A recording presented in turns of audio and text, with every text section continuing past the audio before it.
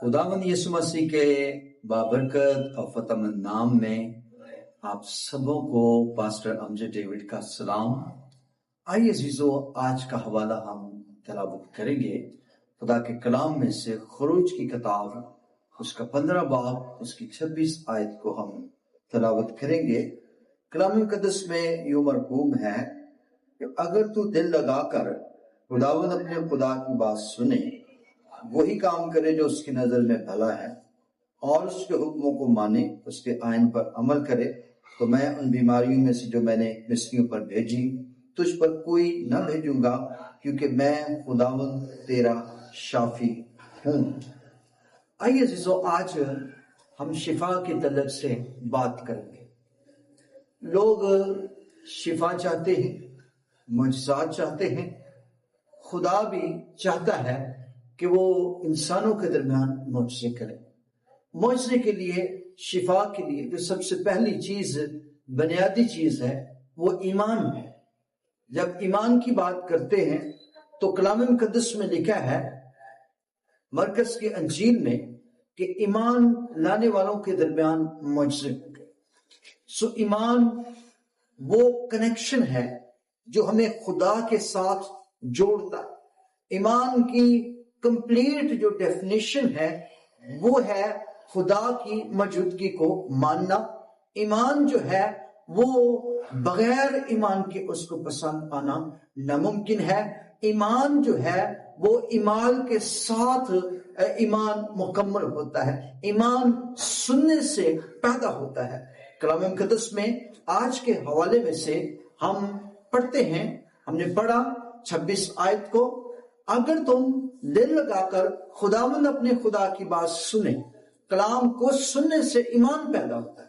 सुने, वही काम करे जो खुदावंद की नजर में भला है, और उसके हुक्मों को माने, तो मैं जो बीमारियां मिस्र पर भेजने वाला हूं तुझ पर ना भेजूंगा, क्योंकि मैं तेरा खुदावंद खुदा शाफी खुदा हूं।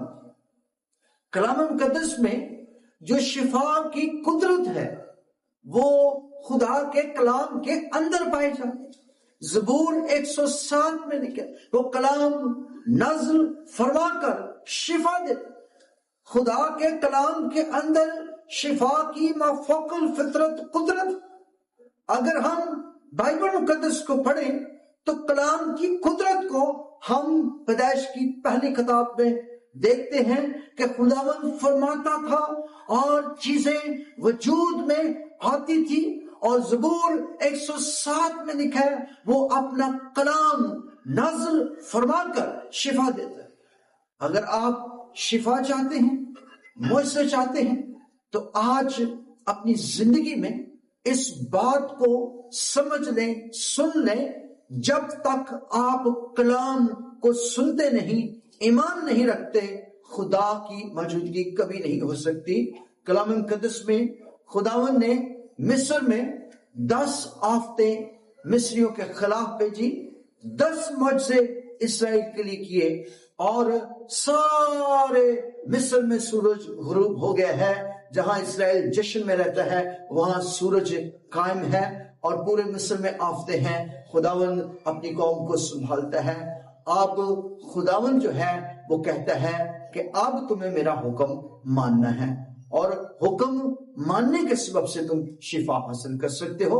और लिखा है, मैं जो मिस्रियों पर बीमारियां भेजने वाला हूं तुझ पर कोई ना भेजूंगा, क्योंकि मैं तेरा खुदावंद खुदा शाफी खुदा हूं। जब हम कलाम को सुनते हैं, कलाम को जिंदगी में चकर देते हैं, तो ये कलाम का गुजर होता है। रूह, बदन, जान बंद बंद खुदा से जुदा कर गुजर जाता है। कलाम के अंदर कुदरत है।